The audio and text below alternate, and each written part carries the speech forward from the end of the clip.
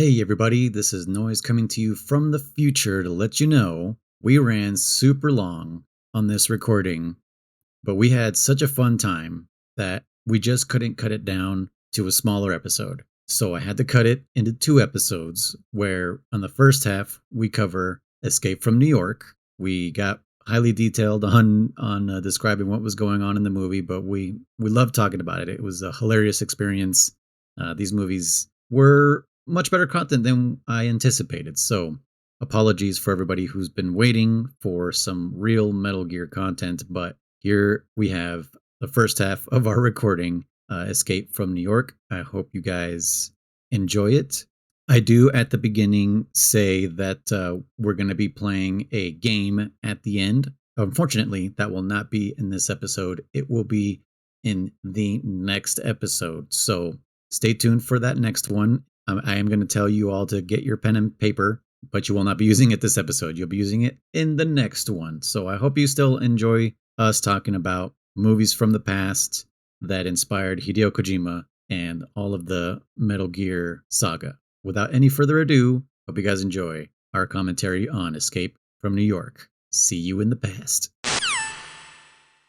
Yeah, it's been a minute, huh?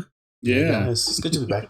Yeah, we haven't talked since our last podcast recording. Yeah, we haven't talked Metal Gear in a different podcast. Oh yeah, I guess Metal Gear. I know. German's been like antsy at work. He was just like, "Man, we haven't talked about Metal Gear for a while." I got the sweats. You know what's funny is I started feeling that way too. In fact, when I had messaged you that one time, like asking when we were going to pick that back up, and you're like, "Oh, probably next month," and I was like, "What? You have to wait that long?" Well, it's crazy that we've been doing this for 9 months now. Yeah, like almost without miss. It was weird. It was the first week was kind of like, okay, cool, break, and then 2 weeks, and then 3. It's like, God damn, it's weird, man. I miss not playing. I miss not talking about it. I was like, fuck, dude.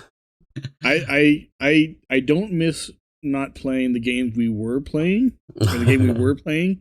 I don't know how I feel about the next game. I understand it's a bit better, right? Some quality of life. Yeah, I don't miss that last game. You got to remember, I said that I don't actually fucking remember, and for all I know, I have to remember that you don't remember. Yes, okay. It could be the fucking same, Chris, but because I like acid. It could be worse for all I know, because I liked acid overall. Remember, that's I liked true. It overall. You put I mean, some time into that. I think we all overall liked it. Oh yeah, but yeah, German loved it. There was problems with it. Yeah.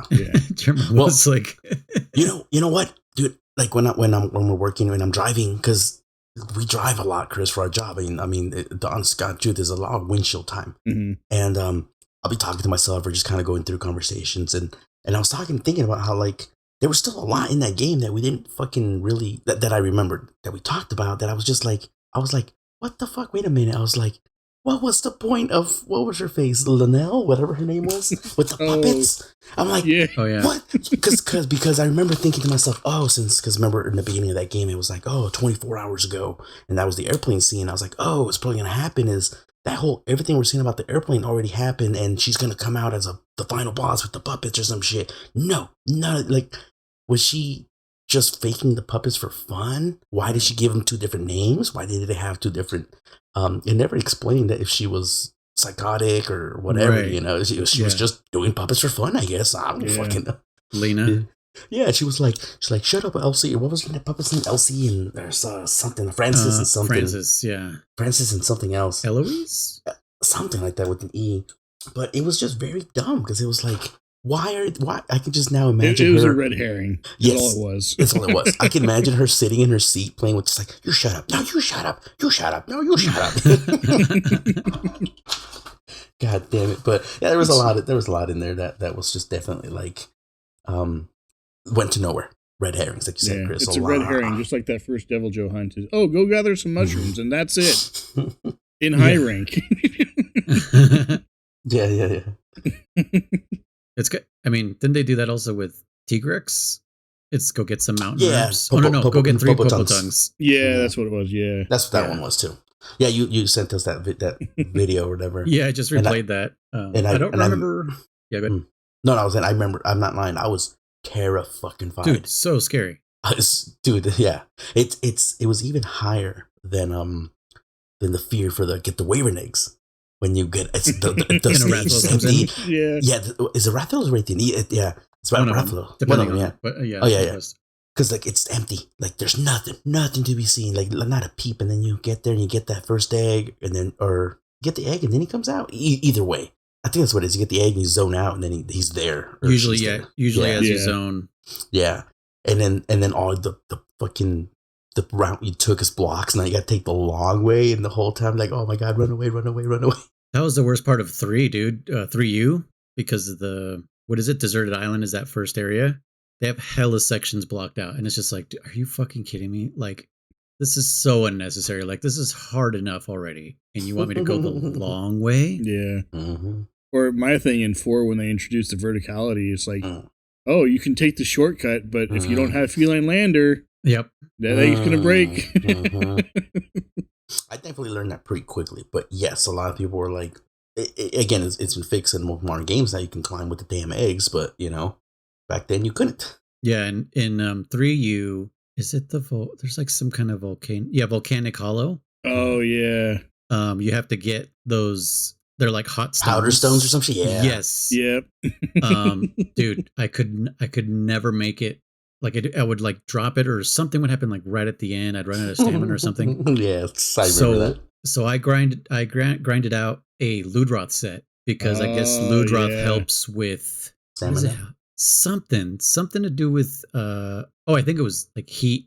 I don't know, something. But doing that because I didn't have Feline Lander and I was just like I have to take the long way, and every time I try I fail like right at the end. But yeah. I grinded out a Royal Ludroth gear set, and that helped with that whole quest. Like I made it, with flying colors, dude, all the way to the end. I was like, oh shit, this is easy. And then it's like, get a second one. And I was like, oh yeah.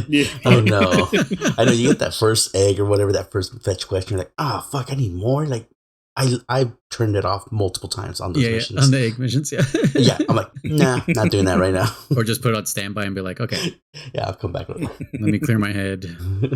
That's why I think this break was great. Because Acid kind of felt like that. It was just like, I can see it. I can absolutely see it. If the next one is Acid 2, let's take a quick break. We'll be right back after these messages. Yeah, no, it's I can 100% because as much as I liked it, there was definitely missions where I'm like, oh my god, like 13. This is taking forever. Yeah. I know I said probably over the break I was going to play some Acid just to kind of like, okay, well I already have my cards and I can get reacquainted. Mm-hmm. But instead, I played every game in the world. Yeah, every game except for Acid. I didn't play Acid either. I was, dude, going to try to grind for all the cards, but I ended up doing other stuff too. I didn't start playing other games, so yeah, didn't do that. Yeah, a bunch of stuff happened during the break. No Man's Sky got a great update, so I was like, well, I'm re-downloading that. Yeah. And I played with Chris for one day, and yeah, just the usual. No Man's Sky with one day? Huh? No Man's Sky? Yeah. So I've owned No Man's Sky for a while, and like every time I play it, I'm like, it's good, but like fucking, it just like the variety of the planets wasn't grabbing me, and that's what they did with this update is they completely overhauled the planet generation because everything's randomly generated. It's like Minecraft. Every planet is procedurally generated. There's no two planets that are alike. Sure, there's some similar creatures and stuff because they only have, it's kind of like Legos. They kind of just like put pieces together. But yeah, with that update, I was like, oh shit. And I played it for like a week straight. And I was like, Chris, come play. And fucking, so he gets it, quote unquote, he gets the game. And we play for like one day and that was it. But I guess I didn't really realize that No Man's Sky, as like they've added multiplayer like a year afterwards because the game was a disaster at the beginning. Yeah. Well, they claimed it was released with multiplayer. Right. Well, there was a lot of claims. Yeah. Yeah. People would be on the same planet at the same time, and we were able to prove. And like, yeah, they were standing in the same spot, going like, "What the fuck?" Yeah. But yeah, they added multiplayer at some point, and the game's not really built for that. Because as much as like I wanted to play with Chris, and I was playing with Chris. Mm-hmm. But I think it's mostly because maybe you have to do all the starter stuff and then we could start doing shit. But well, even then, like it seems like you would just kind of go off and do your own thing. Like there's not really. Yeah. a lot that I can think of that you would need or could use a second person for. Yeah, maybe we just haven't seen that multiplayer stuff yet. Yeah. The beginners, the intro stuff definitely is like solo gamer stuff. And I think that's why people are like, complete the story first and then go to the Nexus, which is the anomaly. Did you get the anomaly yet? Yeah. Okay. And then that's like the multiplayer center hub. I think it's because like I got to it super quick that I was like, oh shit, let's do multiplayer. But yeah, there's that. What else was I playing, Chris? Red Dead Redemption. Yeah, I've been playing that for a minute. It was $30. I was like, yeah. For the Ultimate Edition, I was like, yeah, okay, I'll get that. And I love it. I love the story so far. We played some poker last night with our friend Eric and Narlet. Eric's the worst poker player. Is he the worst or is he the best? It's hard to say. I don't really know. His strategy is to tell you what's in his hand.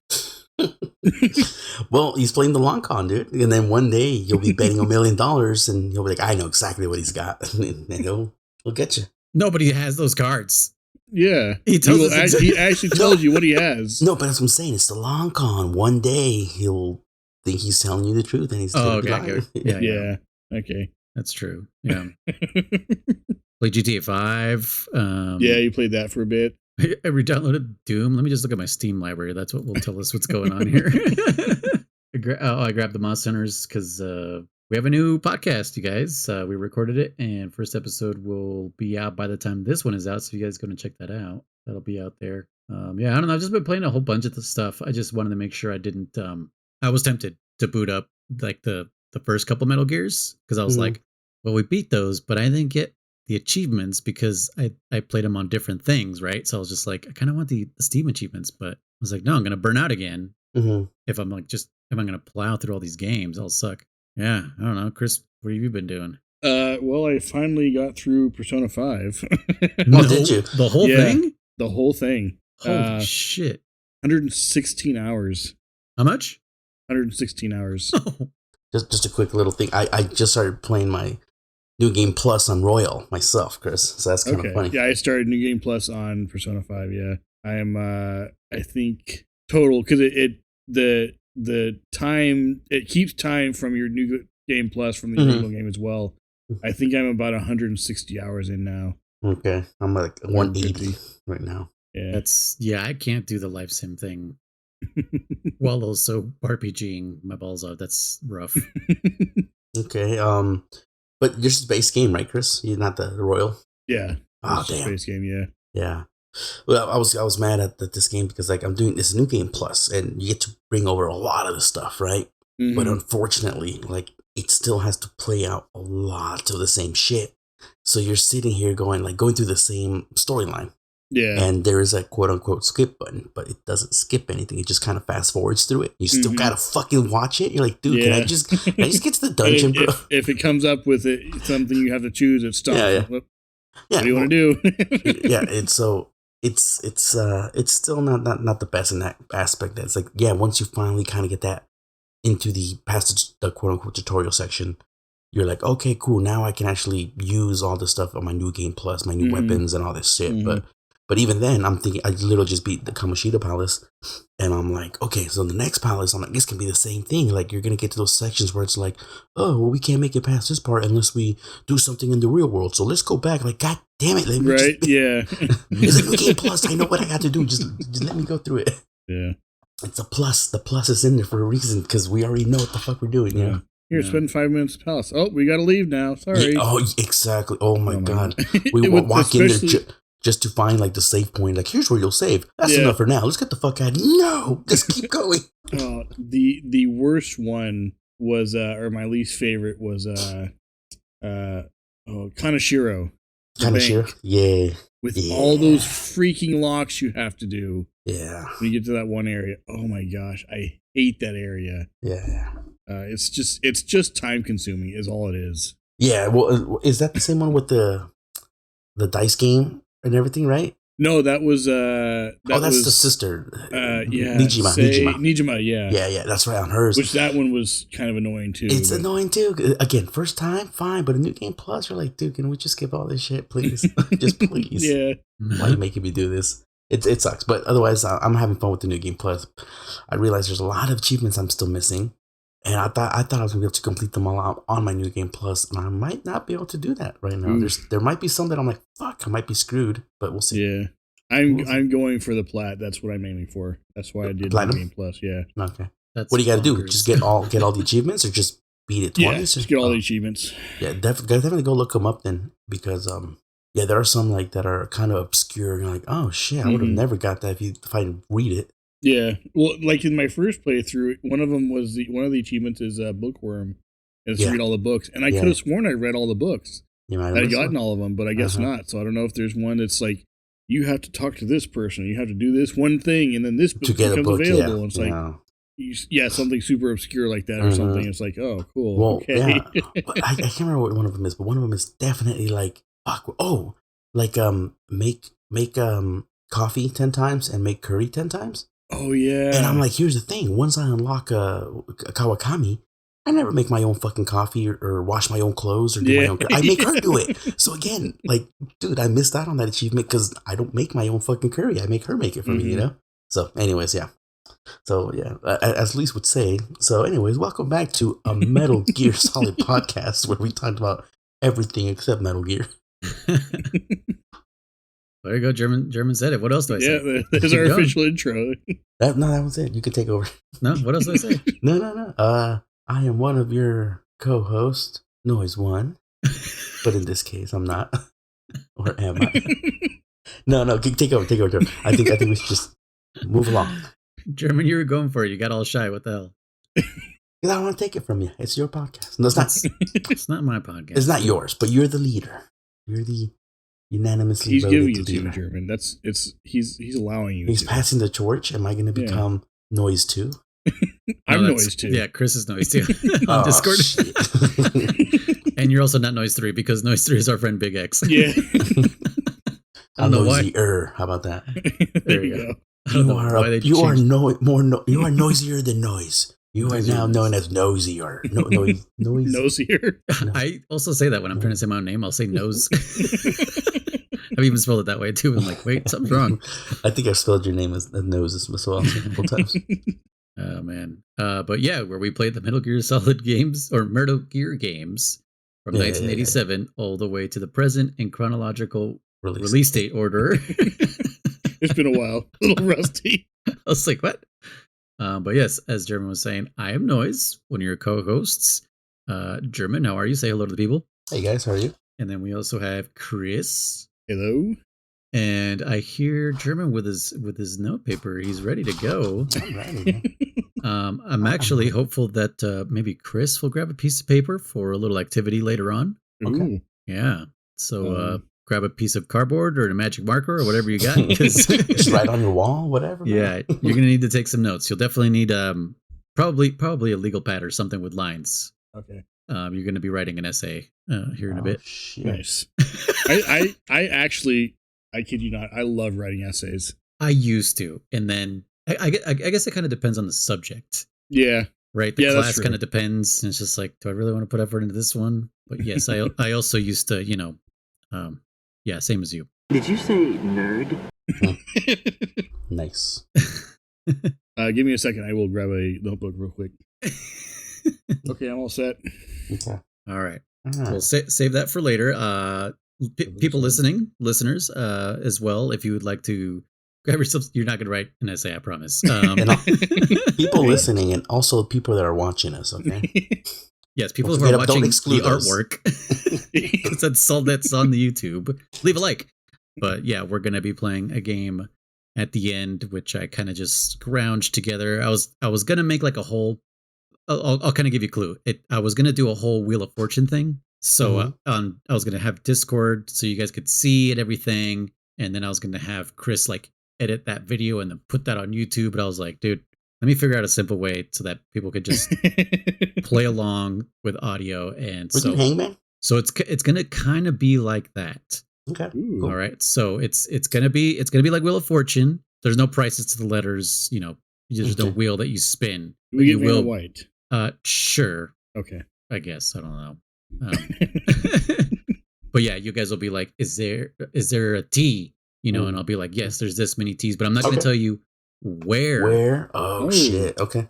So it's going to be kind of like what is that? Word scramble or whatever? Yes, thank you. Like word scramble. So these are good and bad for me because of my goddamn dyslexia, dude. This gives Chris an advantage. Yeah. I've actually heard German, and I don't know if it's just my wife that has this because she also is dyslexic. Mm-hmm. She actually does better with these because of her dyslexia. Oh, because they're already scrambled. Yeah. Yeah. That's what I'm saying. It depends. It really, really depends. If I know the word, or I hard to explain it too. Speaking of, I was just doing a crossword on Persona, and you should have seen how long it took me to spell the word blossom out because I don't fucking know how to spell.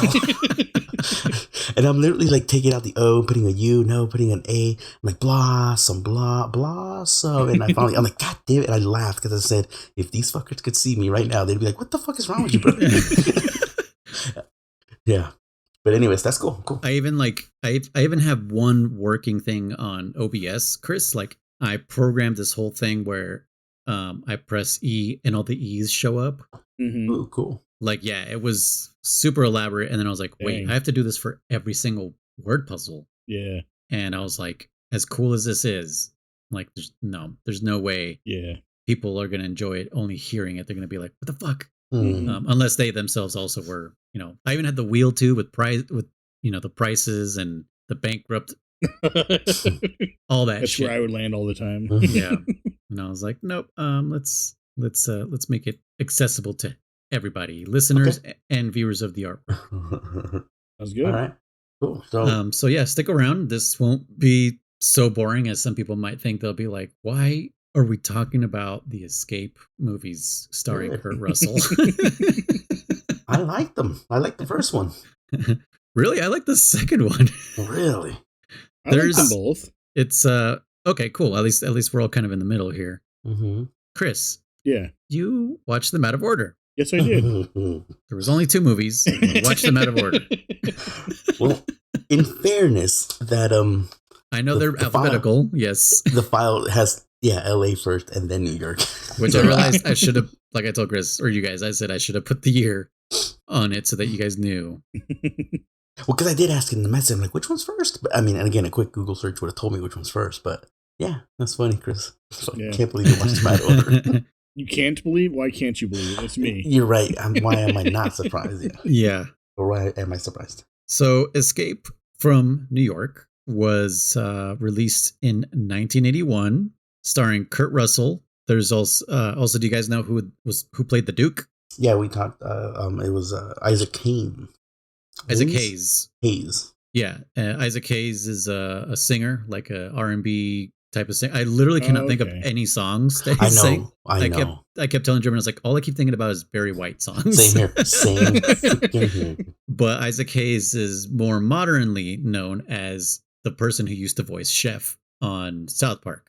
Mm-hmm. Until they're falling out. Yeah, the falling out, the whole Scientology thing where they made fun of Tom Cruise in that episode where it's like, get out of the closet, Tom Cruise. And he's like, I'm not in the closet. And they made fun of his Scientology stuff. And they made a whole episode about Scientology. And Isaac Hayes got butthurt about it. And so the next episode, they killed him off and used clips of his voice to make him say the most fucked up shit. Like, it was basically they were saying like, oh, Chef joined the Super Best Friends Club or some shit like that. Which is a real club. But they made it out to be like a pedophile club. No, I think the Super Explorers, I think it's real. Like even what they believe, what they talk about is real. Don't quote me. Yes, but they just added super to it. Oh, yeah. To make it like a fake, because they didn't want to also catch flack from those people. But yes, it's like it's a fictional pedophile organization. Yeah, based on a real. And they just made Isaac Hayes, aka Chef, say like, I want to make love to your children, because it's all cut up, all weird. But they did it obviously just to let people know, like, listen, Isaac Hayes didn't say this shit, but fuck him, because if we can make fun of black people and Mexicans and all this other crazy shit and gay people, but we can't make fun of Scientologists. That's what I was going to say. It was like South Park's one of those things like The Simpsons where they make fun of everything and everyone. Like nothing is safe. Why would you get butthurt about one particular thing? Like, I will admit that was a big like letdown from his end, because it was like, dude, like you were cool, being part of the show that made fun of everything and anyone, Yeah, like And he then was all of a totally sudden- down for the black jokes. Like Yeah, and super then that racist part, black jokes. that part was the one that drew, straw that broke the camel's Yeah. back. I was kind of like, really, that dude? Like, it wasn't even That's what that did bad it of a for you? Scientology joke. It was episode. It was mostly just I think about Tom Cruise being gay, honestly. Yeah, and I mean that's Scientology Allegedly. episode is super super accurate. And yeah, exactly. But speaking of, yeah, it was funny because when they killed him off, they even did a whole trope and they revived him as like a Darth As Vader. Vader. And I was thinking like, oh, cool. They could kind of bring him back because again, I'm sure they own the rights to everything that's been pre-recorded. Oh They yeah, just do this, but no, they said we're done. They just moved on. He's Yeah. gone. that was good of them. They're just kind of like, you know what, All right. we had a falling out. Fuck him. He's out. Yeah. Yeah. They took Speaking the of, higher road. So Yeah, to speak. well, yeah.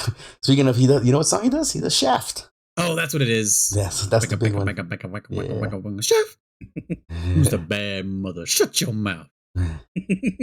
That's Anyways, fuck Isaac Hayes. Also, Ernest Borgnine is in this movie. He plays Yes. the cabbie. He yeah. hold on, I'm trying to I don't really know what movies modern viewers would know him from, but I'm sure Chris and German know him as Oh shit! I don't know where I know him from, but I know him from something. Mermaid Man. Mermaid Man. Oh shit! Mermaid Man, the voice. SpongeBob. SpongeBob. No way. Yes. Holy shit! Yeah, I've seen him in other movies, but yeah. Yeah, I'm like right now I'm looking through like his catalog. I mean, it's huge. I've seen him in a million things, but there's nothing anyone who listens to this podcast would know him What's from. his name again? Ernest Borgnine. He usually plays like nice old people and they got nice old men, right? Yeah, funny guys, yeah, that's usually who he plays. Yeah, usually. He can look like potentially like one of those like, oh man, is that gonna be a psycho or something, but he's usually a nice guy in most of the movies he's been in, Yeah. He almost reminds me of like a newer, a more updated version of Barney Fife. Of who? Barney Fife? I don't know who that is. Who's that? Yeah, I don't know. It's Let me look him up. the Andy Griffith Show. Had kind of a funny looking face.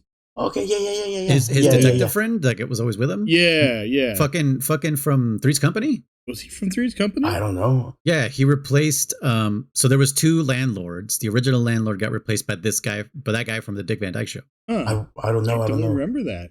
It's the main dude. I only knew him from the Andy Griffith Show. No, I don't think he's done that. The Three's Company. Oh wait, hold on. I'm mixing Barney both of them up. Fife. Because Dick Van Dyke and Andy Griffith wasn't Andy Griffith and Dick Van Dyke? I don't think so. But so no. Nope, never mind. Nope, I'm mixing them up. Ignore everything I just said. dude, he was in fucking Red, and I just saw that movie like 2-3 days ago. I'm trying to think I would have what mentioned that, character but I didn't think you saw that movie. Yeah, a retired, extremely dangerous. Oh, he was the fucking vault keeper. Yeah. Yeah. So he always plays like a nice little old guy. Yeah. Which I liked Red. A lot of people didn't like Red, but I like Red too. I thought it was fine. I didn't see the thought it was sequel, but I did. It was fine. Yeah, it's a sequel. it's a sequel. It's like the whole 9 yards, and then later on the whole 10 yards or whatever. Yeah, which is like, fine. yeah. I mean, the only the thing that's keeping it alive is Bruce and whoa, I'm blanking. Matthew Perry. I blanked out on his name for a second. But Rest in peace. yeah, you can't go into those like being like you can't expect a lot out of them. Yeah, dude, go in. They're funny. Turn off your brain. And they're blowing up shit with Yeah, Ocean's 11 type of stuff. No, yes, Heist Ocean's movies. 11. Yeah, Italian Job. We're going a little bit on a tangent. You know what movie I saw also like literally 4 days ago or so? Gone in 60 Seconds. Nicolas Cage for some reason reminds me of Kurt Russell. I fucking love Gone in 60 Seconds. Dude, I What couldn't. was the car's name? Eleanor? Eleanor. Yes, Yeah. Eleanor, Have you the seen it? unicorn. I'm sorry, dude. Like, I rewatched it and I was like, what the fuck? Why did I like this movie? You don't like it? I still love it. I can still watch it now. Really? It's a good movie, yeah. I tried love rewatching it and I was like, oh my God. I'm sorry. I was like, I noped the fuck out. Because I was like, yeah, I mean, there's definitely some plot holes and some. He really drives that car. Like, he's a good driver. Oh, really? Yeah, Well, him and Keanu Reeves are both fucking like excellent drivers. Oh, really? But yeah, I didn't like it. The one I do like from him still is what was the name of that movie where you can see like 10 seconds in the future? That's crazy. That's an awful movie. Which one are you talking about? Are you talking about Next, or are you talking about, because there's another one where it's literally the same thing Really? with Nicolas Cage. I think it might be next. I don't know. Well, there's next. Is that the one where he stops some terrorists and shit? Yeah, I think it's next. But there's another one, dude. There's another one with Nicolas Cage where it's almost like the same thing. It's like he's like looking into the future again, and it's just like, didn't we just fucking see this movie? Well, one of the reasons I like Next is because like the part where like when did this movie come out? Next came out in 2007. So we were already in the casinos, Chris. At least I was. Goddamn. 2007? Yeah, when he's 2007. Yeah. I didn't start working at the casinos till 2013. Then Knowing, okay, yeah. So there's Next and Knowing, like where you can see like the future. 2012. but in Next, there's a scene, Chris, where he's. Have you seen the movie? No. Okay, so doesn't matter. He can see 10 minutes into the future, and he just doesn't care. He's kind of living like I don't care. I don't know what to do with this power kind of thing. You know, doesn't really suit him. He can do a lot if he wants to, and he's literally at the casino and. So he can see 10 seconds. He can see where the ball's going to land in roulette. He can see what card is next on the deck, you know? And I just remember going like, dude, if I could see 10 seconds in the future, you know how fucking rich I'd be right now, motherfucker? Yeah. You know, I'd be betting on like, you know, it's like, you know. Yeah, but do they, like, is it 10 seconds between when they stop taking bets and when the ball lands? I'm sure you can. It's, yeah, you're right on that. But again, you can see the press of a button. I was going to say, it seems like you can see if the press of a button is better to do a max bet or not a max bet. But the point being, it should be cool. And then he escapes like all of the surveillance and security team because like he knows where they're going to turn. So he turns they're like, he's on your left. He's behind you. Dude, he's right there. And so he's literally like just standing next to them. The guy can't see him because he knows where, you know, so it's dumb, but I like a movie. Anyways, yeah, we got a little sidetracked there again, like always. That's totally fine. This Ernest Borgnine. Yeah, nice BRG9. But yeah, 9 literally. 9. Yeah, this is one of my favorite subjects aside from like Metal Gear and Monster Hunter. It's movies. Yes, me too. Me too. I'm not gonna lie. 3 M's: Metal Gear, Monster Hunter, and movies. Yeah. Minecraft has been replaced by movies. but there's a Minecraft movie. Oh God, let's not talk about that right now. Is there? Yeah. Dude, have you not seen the trailer? No. It's the worst fucking thing on the planet. I just saw it recently. It's so bad. It's coming out or is it out? It's coming out. April. Yeah. Oh, it's like, I don't know. Is it animated in real life? What is this? No, it's both. Yeah. Oh. It's the same fucking problem that they do every single time. Like, does it start Ray Reynolds? Because goddamn it, I can see him doing it. No, it starts Jason Momoa and Jack Black. What? Jason Momoa. Okay. Jack Black is Steve. Okay. Steve is the main protagonist or whatever. But and Jason Momoa is, I don't know what he identifies as far as I can tell. It's really hard to tell. Probably Alex is what I'm guessing, but I don't know. God. Okay. All right. Yeah, I mean the animation's great. Like they did a good job at animating and making things look real. Yeah. But it's really the wrong direction. Like it's talk about uncanny valley. Like, oh yeah. Well, okay. Like imagine those sheep square but realistic with real wool in the uncanny valley. Okay. You just picture all those animals. I'll watch that trailer later on. Okay, interesting. Yeah, I don't know if I'm going to like it, but I want to watch. Try not to gouge. Yeah, try not to gouge your eyes out. Okay. So we also have. You guys may not know this guy, but Donald Pleasance. He was the Detective Loomis in the Halloween movies. I've never seen those. Okay, well, this is it's kind of common that he's in those because those are John Carpenter films who also directed these 2 movies. Yeah. So yeah, these are honestly, in my opinion, not the best John Carpenter movies. He's also responsible for I can't even think. John Carpenter. A bunch, dude. Yeah, like a vampire movie that I cannot remember. That's what I'm trying to think about. But anyways, yeah, he's got a bunch of movies. Legendary. Was he the Mission Thing? Commander? No, The Thing. Oh yeah, The Thing. Classic. Yeah. Kurt Russell. Yeah, another Kurt Russell thing. What were you saying? So what character was he playing? The commander or whatever? Oh, Donald Pleasance? Yeah. Donald Pleasance plays the president in this movie. Oh, no wonder, because I'm looking at his pictures. He's a lot skinnier than he was as the president. Yeah, and on Halloween he's the detective that's training, whatever. And then we also have Harry Dean Stanton, which many of you may know him from Alien. He's the first guy to get murdered by a full-grown alien. Oh, okay. Not the chestburster guy, but the guy who gets eaten in that room looking for the cat.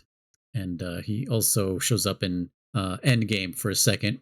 Is it Endgame? Yeah. When Hulk falls into like some building. Oh yeah. And he's like, you're missing your pants or whatever. Yeah. Yeah. He tells he's also in like the Green Mile. Oh, okay.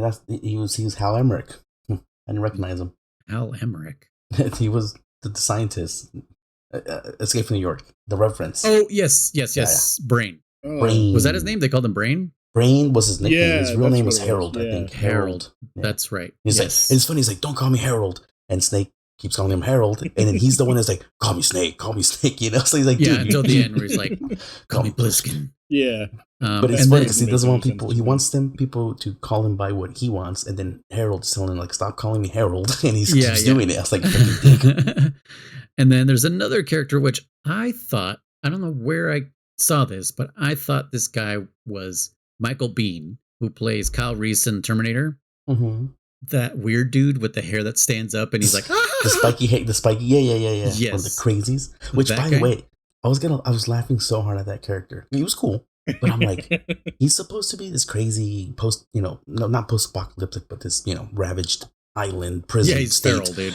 Yeah, and yeah, he's got hair gel and fucking hairspray because that shit doesn't stand up naturally, motherfucker. Like he styles that shit. You know? Yes, we've all gone through the Dragon Ball Z phase. We know shit, yeah. we know what it takes to get your hair to stand up like that. Yep. But if it's long enough or curly enough, you'll need glue as well. Yeah. Yes, hair glue. Yeah. I guess he could also use any random sticky shit he can find out in the street. So. Yeah. Oh yeah, I'm sure they were making lots of sticky shit out in the streets. Yeah. But I guess his character's name is Romero, Oh man. and I swear I thought it was Michael Biehn. Really? No, I didn't see my. From Aliens and shit. Especially when he was talking normal, I was like, that sounds like Michael Biehn, but it's not. Yeah. It's just some dude named Frank Doubleday, Mm-hmm. who's way older than Michael Biehn. Like this fucking guy's born in 1945, died in 2018. But to me, he's the best part of the movie. Oh, he was cool. I liked him. Like the part where they were like near a train, right? At some point. Yeah. That's where And this dude Romero kind of like leans out, but he's like holding on to the arm, to the hand, to the rail, to the rail thing. Thank you, the handrail. the hand holding thing. Yeah, the hand holding thing. He's holding onto the handrail, but he swings out slowly, like very gracefully, Mm-hmm. and then he he holds his hand to his forehead, like to block out the sun so he could see better, like into the distance. Yeah. But this whole movie's in the night. And it just cracked me up when he did that. I was like, this guy's the fucking best. Where did they find him? I did like him. I thought he was definitely funny for sure. Yeah, I don't know what other, I'm looking at what other shit he's in, but Let me click on him.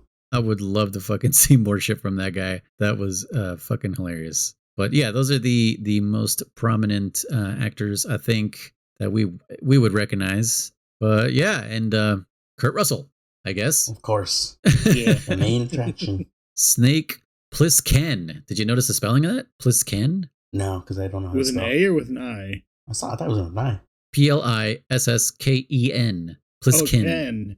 Oh. Yes. Ah. And the way it's spelled in MGS2 is 1 S, 2 I's. Okay. Plissken. Yeah. Okay. So I never noticed the difference in spelling. I So wonder if that's that was a copyright thing. copyright thing. Yeah.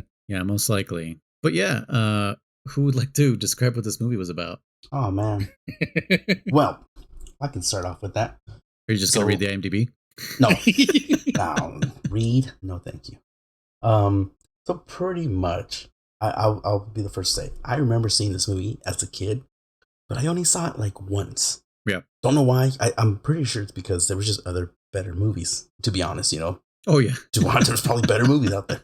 And like I said, I think I've mentioned before, I had access to anything except for, obviously like pornographic and stuff like that, but if it was scary, if it was violent, like, I could watch it, but it was always like, you're going to get terrors at nighttime. And No, I would. you then look for the channel that was scrambled and try to look for the nipple. No, not until I was older. But no, it was my mom would always be like the classic, like, you're going to have nightmares. Nah, I'm fine. And sure enough, I'd fucking have nightmares. But I still don't regret watching a bunch of cool stuff when I was young. Yeah, I remember nothing about this movie. Nothing. And as I went into it, I was like, stuff came back to me. I was like, oh yeah, I kind of remember this. I kind of remember that. But point being, New York is got designated as a fucking prison state. Yes. Literally in 1988 or something Manhattan, like that. Oh, 1997 is when this is set. In the far future of 1997. Yeah. 97 is when this is set. But that's where I was kind of weirded out because, like, Cabby, the guy, the gentleman we're talking about, the old nice guy. Yeah. What's his name again? He said he'd been there for 30 years. Is that what he said? Yes, he said, like, he's like, I've been driving this cab for 30 years. And I was like, wait a minute. Oh, yeah, but I'm guessing, my guess is... Ernest. Is that he got stuck on that island. I don't think he made it off the island. That's what I'm thinking, too. Yeah. I think they made it into a prison island, and then he was like, oh, he was just in there. Like, what the fuck? Couldn't make it out. Which is funny, because they don't say that, like, they gave good citizens a chance to get the fuck out. They just say it was like, oh, yeah, they just quarantined it off. Crime got so rampant. They're like, fuck it. Everyone's locked in there now. Like, wait a minute. There's a bunch of good people still in there, I'm sure, you know? It's like Gotham. So. They were just like, fuck it. Yeah, no shit. Interestingly enough, so that's the premise of this movie. It's a prison state. No one in or out necessarily, because I think they're supposed to just do food drops. They don't even fucking like go in there for nothing. It's like you're on your own. Once you get sent there, it was for the world's or United States worst offenders, right? And they turned it into Australia, but small. Yeah, and Kurt Russell gets caught somehow and off screen, and he's being transported in there. Oh no, it starts off kind of cool. It starts off with cool is maybe not the right word. The plane hijacking. It starts off. Well, I don't know if it starts off there, but the point is there a hijacking? Yeah. Yes. Yeah. Fuck, man. Okay. Yeah. There's so they're on the president's on the plane. I'm assuming Air Force One, and there is. How did they get on the plane? There's some terrorists. It was like one of the stewardess or something, wasn't it? On the. She was dressed like a stewardess. Possibly, but yeah. Was there puppets involved? No. Oh God. I will say no. Hold on. The commander character is named Hawk. His name was Hawk. That's right. That's right. Yeah. God damn. Hawk Tui. But anyways, yeah, they're on this plane and they're making some threat like, we got the president. Fuck you guys. Blah blah blah. And then they're. By the way, the acting was so funny of that guard, the CIA agent, or what do you call it, secret agent, trying to smash that door. Rewatch that scene. He's like really trying to fake pretend. He's like, no good. We can't knock the door down. And the president's all like, can we take the hinges off? And he's like, what about blowing the lock? No, she pressurized the cabinet. What about shaking off the hinges? It's like, bro, like they said no. It's just kind of funny. Yeah, and so they put him in this red pod, which looks horrible, by the way. And you kind of have expected him to like put his pinky to his mouth and have his white cat. Yes. It was very like weird, very Dr. Evil. Yeah, very weird. Big giant red pod. Not even like small, slim, just fucking big. What kind of anything, German? Yeah, huh? Did it remind you of anything? Me? No. Why? Did you? What really? The first thing I thought was the Saiyan pods. The Saiyan pods? Yeah. Oh, okay. Maybe because it was red, it didn't catch my eye, but yeah. So he. By the way, I did not watch any anime during this month, so. But don't know the reference. He says, what does he say? He says a line that's pretty. He's like, "God help you guys, God help you all," pretty much something like that. Yeah. And he bails, and then you get like this. I forget what the word is, but the old classic computer green lines and shit. A rendering of like, oh, it's gonna land there. Like. Yeah. And the people on the ground are tracking it, and the plane crashes into the fucking World Trade Center. No. Yeah, it was wasn't it? No, it was a different building. It was like it was a taller building, but it wasn't. Okay, World Trade Center. It wasn't Trade Center. Okay, you're no. It showed the World Trade Center. And for a second, I believed German. I was like, holy shit. Well, I just saw a building. I was like, God damn. I was like, dude, that was kind of too early. Yeah. No, it was definitely like, oh shit, man. I was like, what the fuck? I was like, damn, that's kind of crazy. But anyways, yeah, the president lands, and then so you get the whole Kurt Russell scene, and this is what made me laugh. This is one of the notes I have here. It literally says, sorry, I'm going all over the place. I like this movie. It was fun.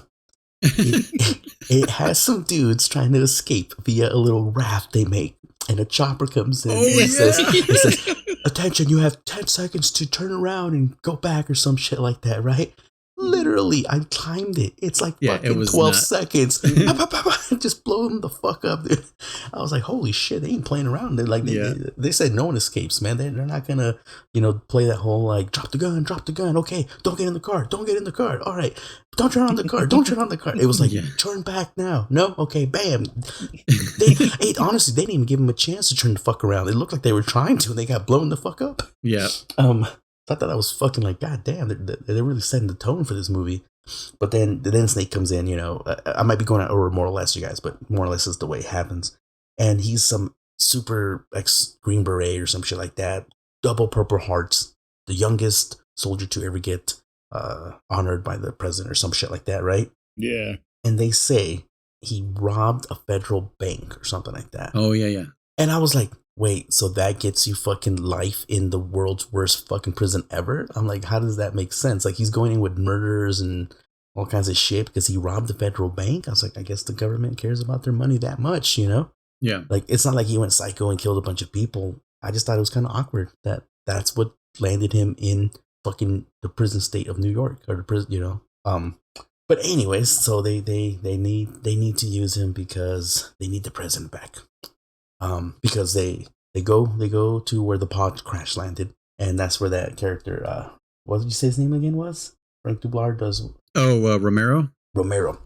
Just imagine, he looks like a fucking vampire. Honestly, he's awesome. I love him. Yeah, he looks pretty weird, right? And he shows up, and he's all like, he tells them like straight up, he's like, hey, you got 30 seconds to get the fuck out, or we kill him. And he's like, we're ready to negotiate. And he just pulls out a finger, the president's finger, and he's hands it to him. And they're like, what do you want? And he's like, 28, 27. Yeah, like he's like, I'm not joking. Yeah, and they're like, we'll give you anything you want. 20, 19. He's like, let's get the fuck out of here. And I was like, damn. Again, this tone was set pretty high on. No one is fucking around. Yeah, there ain't no bullshit. And so they tell him like, oh, we want you to go in and get the president and get the fuck out. And he's got a special briefcase which was attached to his wrist, like a football from Metal Gear Solid 2, I'm assuming it's a real thing too, it's not just from those two medias. It's probably a real thing they do, or they did at least. Snake's like, nah, I don't want to do it. Classic character that's misunderstood. He's like, fuck you guys, I don't care. They give him a shot in his neck, like a double shot in his neck. It was very like Total Recall. Yeah, absolutely. Which they explained was some micro bombs or something. Yeah. Pretty much. It was nanomachines. It was because at first when they injected him with that, it's Snake Dye. When they first injected him with that, he said like the scientist goes, "Do you want to tell him?" And he's like, "Tell me what?" No, he says, "Tell him." Oh yeah, tell him, because he's just like, that's fucked up that you're. That's fucked. You just made me inject this guy. And you're not gonna tell him. Thou shalt do no harm or so whatever, right? This is creed. But and he's all like, he's like. It's an insurance policy to keep you from turning the plane around and going to Canada or some bullshit like that, right? And I was thinking like, oh shit, it is nanomachines. Like they can read his thoughts or something like that. I was going way above it. They were just predicting what he would want to do. Sherman was already fucking conspiracy theory. Oh fuck yeah, it was. And they were like, no, man. They're like, there's bombs and they can be deactivated with an X-ray shot. But you got to be back here in 24 hours or some bullshit.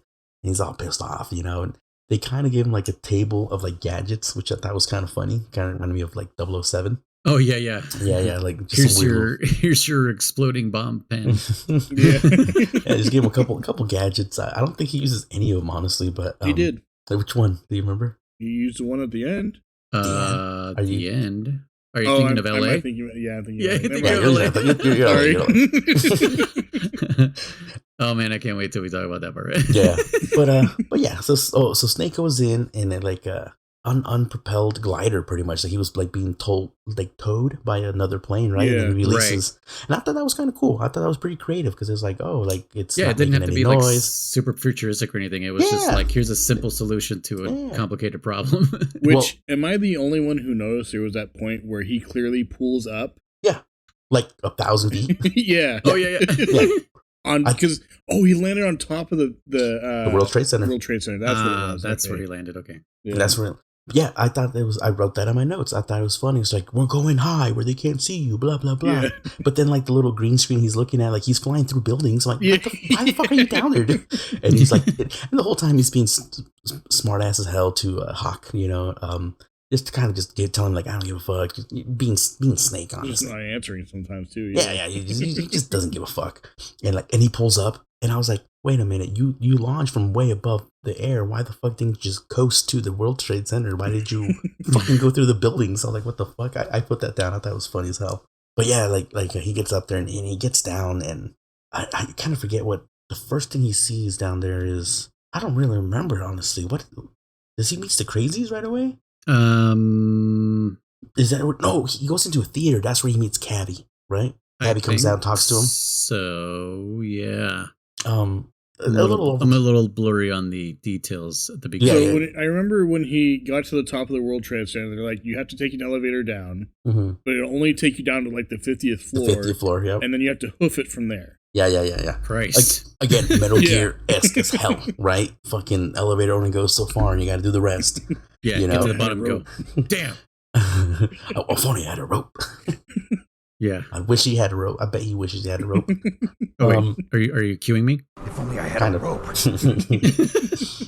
Call me Snake. Oh my god. Call me Snake. Yeah.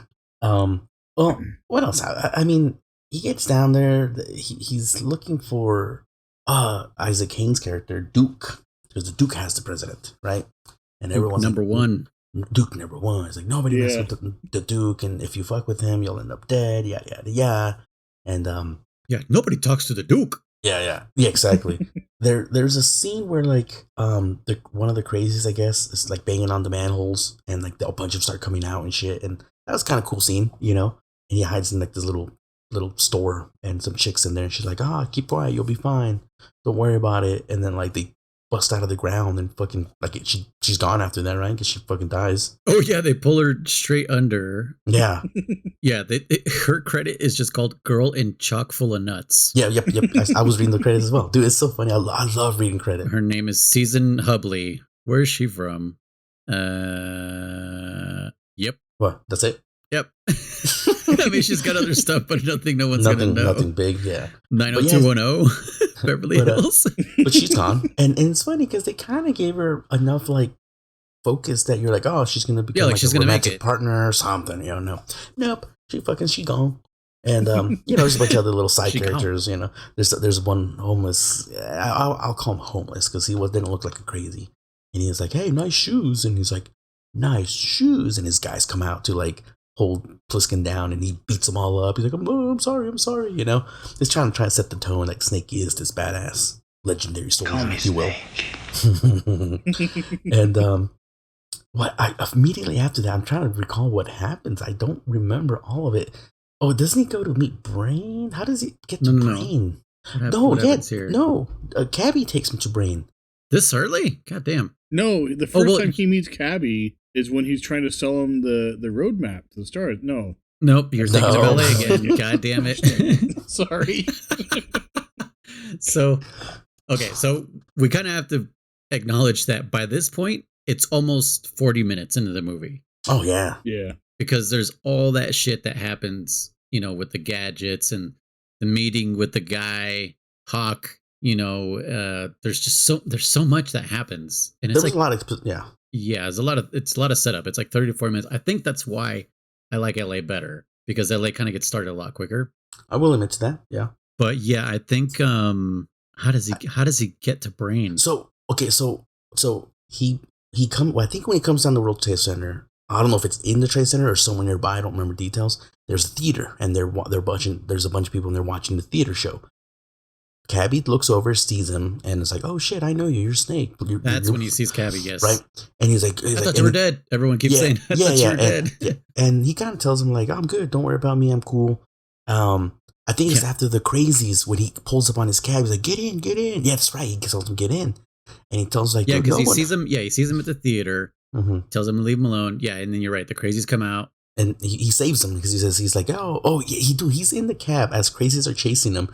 Oh, Like, with the Molotov cocktail. Yeah, the Molotov. He's like, nobody walks out past 3, like whatever. So like, casually. Yeah, he's lighting it up. He's like, everyone knows that, man. You'd be dead if you walk out. Like, hold on a minute. Just Let me throw this fucking thing. Which, by the way, explodes like a fucking dynamite, not like a fucking Molotov. But yeah. Anyways. Oh, okay. Now I remember. So yeah, like you said, he says he wants to talk to the Duke, and he says no one talks to the Duke, and he takes him to Brain. To Brain, yep. Because Brain can take him to Duke. Just Brain can take him to Duke. But then when he runs into Brain, he's like, "Fucking, I know you. I know you. You fucking dipped out on me, Harold. What? Whatever." And where? Where did he dip out on him? Does he say he does that? I just don't remember where. I don't remember. Chris, not Cleveland. That's I was gonna say that. I was gonna say Kentucky though, but yeah. But yeah, the point is like he knows him from his past or some shit like that. And oh, by the way, they mentioned, I thought it was the funniest fucking thing ever, that when Snake's trying to get intel, like, so what's going on? What am I looking up? What am I facing up against? And they're like, yeah, there's still some cars in there. They're like, he's like, cars or some shit. He's like, yeah, a lot of them took what was left over and converted them into steam. And I laughed, like, steam powered cars. I'm like, all right, whatever, bro. Like, sure.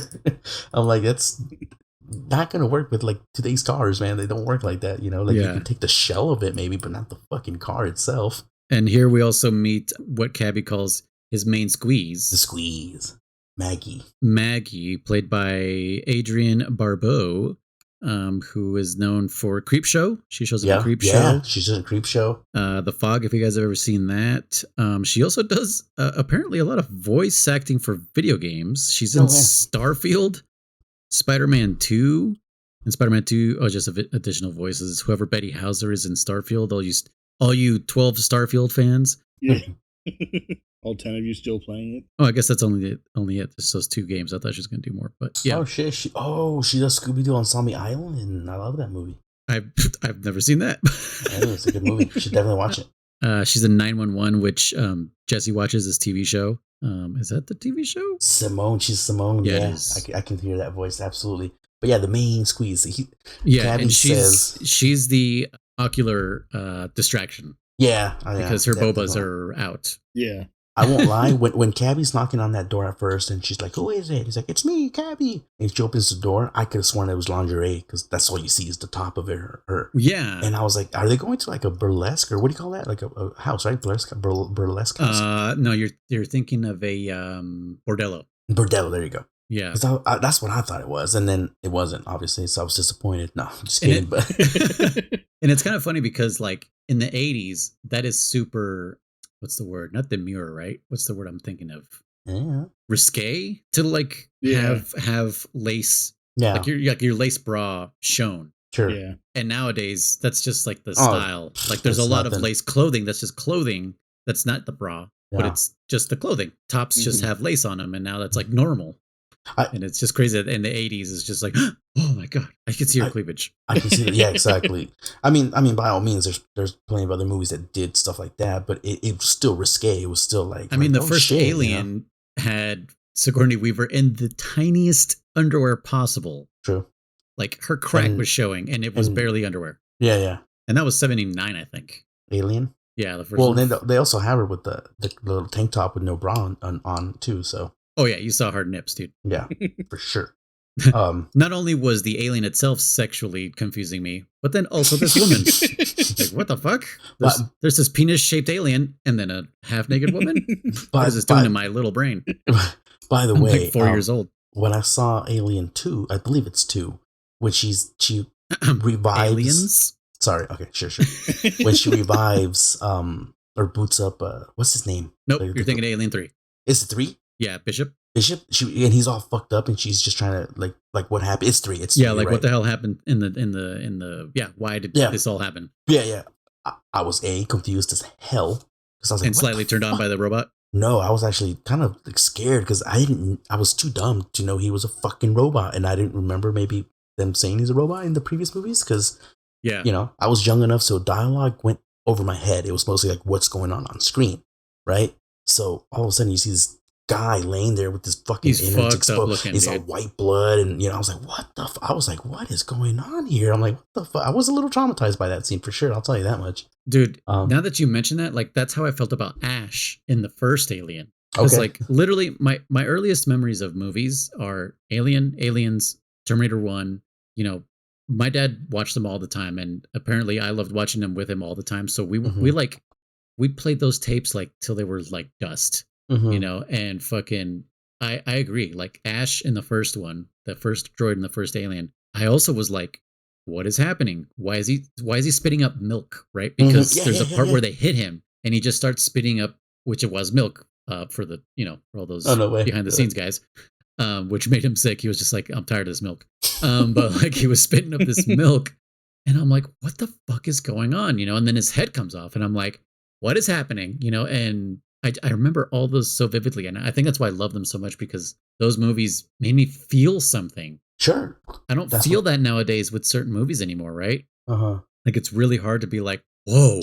This made me feel uncomfortable. Like, what the hell? Yeah, no, uncomfortable. That we can go on. Yeah, we'll do that one day with if we have time. But yeah, there's our Alien podcast. Yeah, there's definitely a lot of scenes and stuff from movies where, like you said, it was like whoa, like what the fuck is going on? We really shouldn't have been seeing that as kids, honestly. Oh, absolutely not, dude. There's definitely stuff. I'm so grateful to my dad that he didn't censor me. I was like, these are my favorite movies of all time. Oh, same here. I mean, again, I hate having nightmares for fucking 10 years, but you know, hey, it was all right. I think I had an advantage because the toys were out when I was a kid, and I was just like, buy the toys, and so that kind of probably helped with not having nightmares. no, for me, no, there were no toys. It was just the movies, and but I love them. I dreamt about Chucky countless times. I dreamt about, like I said, Pennywise countless times. I love Chucky. I love Pennywise, but those weren't toys. But I still loved them. I don't know. Yeah, no. I was very morbid as a kid, I guess. but no. Yeah, was. But yes, back to boobs. Yeah, boobies. But no. So anyway, yeah, Brian's there, and he's like, oh yeah, brain. No, okay. This was funny because this will play into later on in the movie. Freaking, when he says, Cabby says, oh yeah, the dude gave her to him, you know. Oh yeah, I forgot to say that. Happy or some shit like that, right? So it made it seem like she didn't care to be there. She didn't like Harold in any way, you know. She was like, why am I here, kind of. That's what at least it made you feel. But later on, like, it looked like she cared about him. So I was like, yeah, and I guess you can get attached to somebody depending on how long you're with them, you know.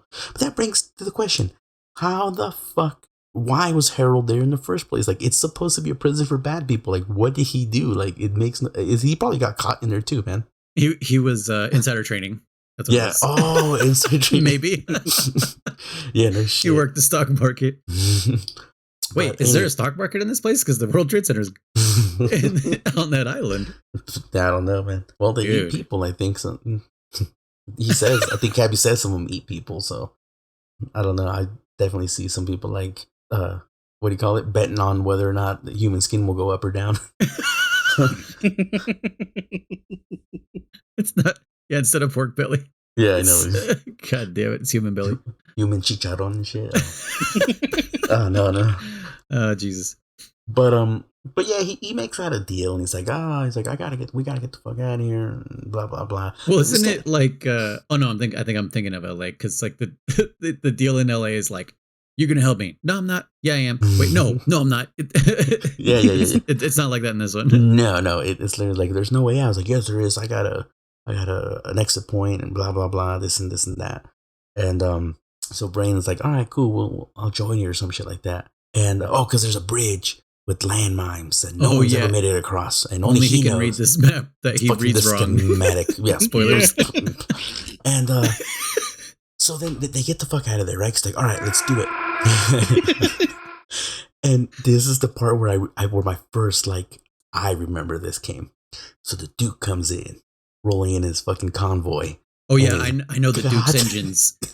And the music, I thought the music was going to be like, oh man, because it's like, oh shit, how does it go? It's like, dun, dun, dun. Yeah, dun, it's dun, very, dun, dun. fuck.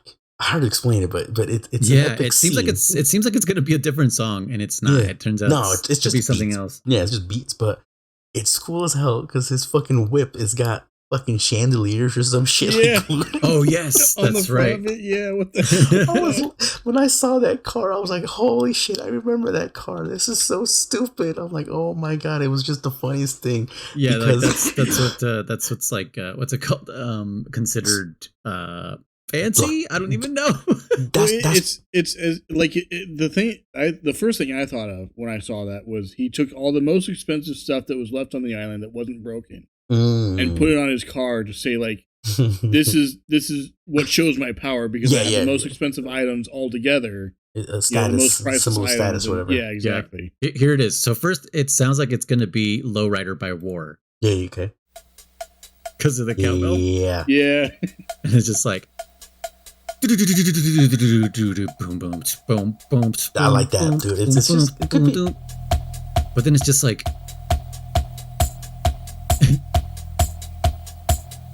The music in this movie is so non-existent. But yeah, I like that. I like the music in this movie. Add a tambourine, add a double bass. Yeah. Add a cowbell. To me, because there's no words and it's not like a popular song or a mainstream song, it gives me video game vibes. It gives me like boss That's music. what I was thinking too. Yeah. It made me think of Metal Gear 1. That like the normal terror song. music. Yeah. Mm-hmm. Yeah. This is the first thing that popped in my mind when I heard that. I was like, oh my gosh. Damn, I wonder if that's kind of what inspired Kojima. Probably. No, there's a lot of this. I'm telling you, I like this movie a lot. I really did. Definitely not like favorite or want to watch it multiple times back to back kind of shit, but I appreciated watching it. Yeah. It is a movie of its time. Yeah, but no, I just think it's so fucking funny. Those chandeliers or the lights, whatever the fuck he's got. And on then a his disco ball where like as a what's it called? Like a rearview mirror, yeah. Yes, a rearview mirror decoration, or does it replace a rearview mirror? Well, I know in LA there's there. a disco bar too, so we are thinking about different ones, right? There's. Oh yeah, they both have disco balls and chandeliers on their cars. That's right. Yeah. No, I don't know about chandeliers, but he has disco for sure. Disco For sure, ball. he's got the disco ball. Yeah. Yeah. Okay. In the back, like on the back trunk. Yeah. Rear trunk. I'm trying to spell the Duke's car, and I kept spelling the Duck's car. But anyways, so it's so funny because I'm just like, dude, here's the funniest thing. This motherfucker's got chandeliers and God knows what on his fucking car. And then, in 20 years, people would be putting spinners and all kinds of other dumb shit on their cars.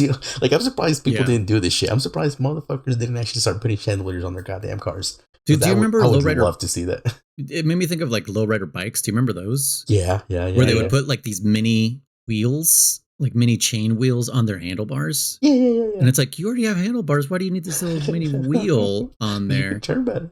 Yeah, I guess. I don't know. So there is some Reddit posts of people just kind of making some fucking funny cars like that, like putting chandeliers on that shit. Oh my god, I would love for this movie to be a video game. Like it's like ripe for just like crazy shit to happen. Yeah. Anyways, he shows up and fucking. There's a disco in the there is, right? Rear view. In the rear view. Yeah. Because the other guy has it in the back. But anyways, yeah, he goes in and they're like, fuck, we gotta get the fuck out of here because he's gonna be looking for me or something. Well, Cabby fucking dips out. Oh yeah, Cabby ditches them. I thought it was like funny. He's the fastest old man I've ever not seen because he was just gone.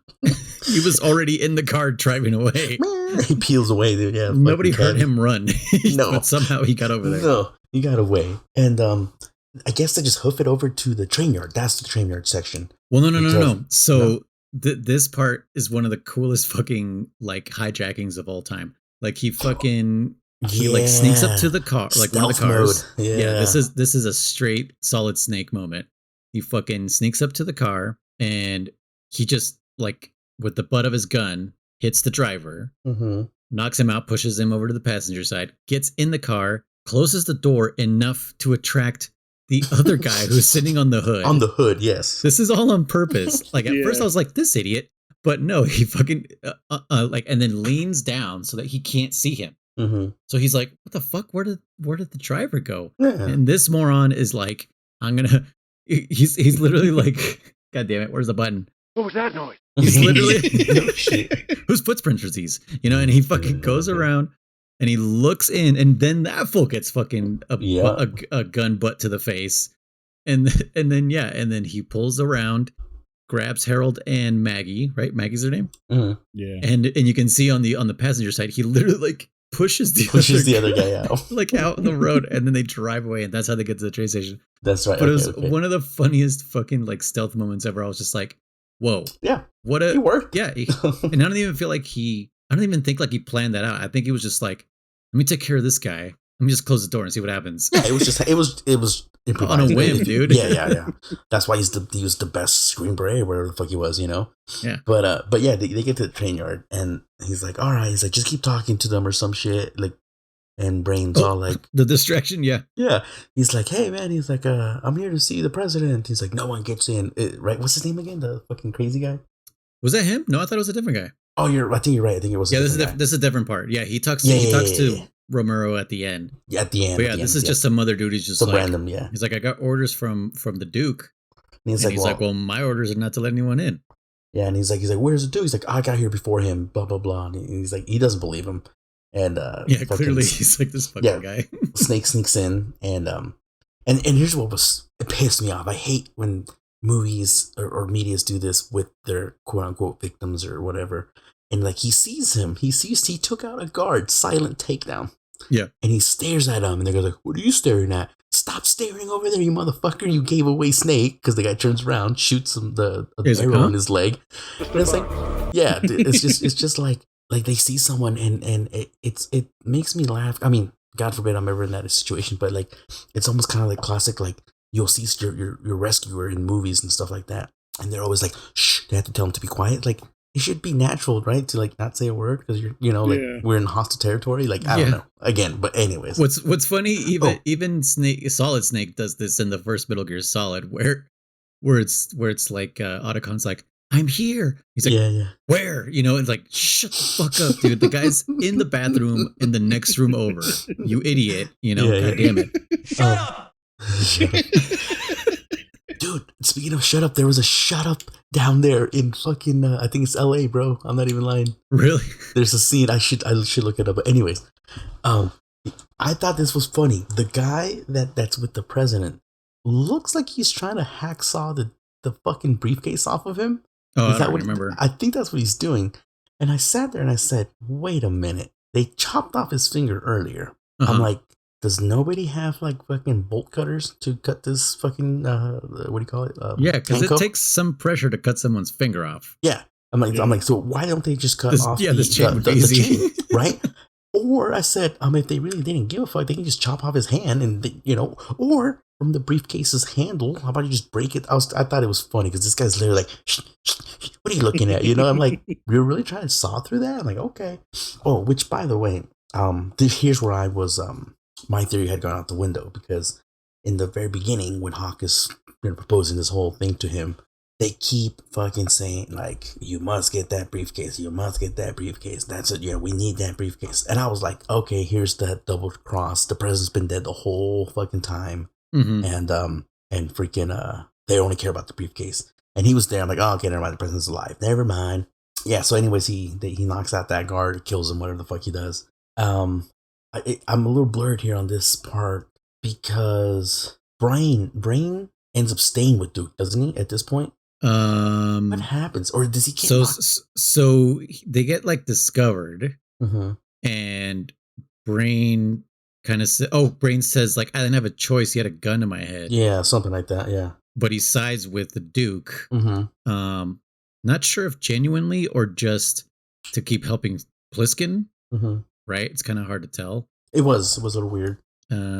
Is this where he gets caught? This is where he gets caught and he gets thrown into that ring, right? Where he has to fight that big old dude. Yeah, I kind of forgot about that. Yeah. Because did we already see the scene where he has the president up against the wall, or is that after? That's during this part. Okay. Because now he has like a gun, Snake's gun, I guess, and he's shooting all stupid, like he's shooting off. Oh, right, because no one has guns there. I guess, yeah, which made me realize that was interesting. But anyways, he's shooting and he pops up in that briefcase. And who gets the tape? Is it Romero that gets the tape? Brian? I think it's Romero. Because it opens up yeah. and he goes up to it and he sees it and he just puts it in his fucking pocket. And so Kurt Russell Snake beats up that big giant dude with just Well, I mean, he fights him enough, you know, and then he hits him in the back of the head with the. Well, he hits him in the belly, Mhm. and then it cuts to a dummy that looks a lot like the guy he was just fighting. Oh, okay, I didn't even notice that. Okay. Yeah, like he hits him in the belly, and he's just like, oh, and he just like leans over, and it's clearly a dummy, but it looks a lot like the actor. And then he fucking just straight hits him in the back of the head. Back of the head. Falls over and dies, and everyone's just like, oh shit!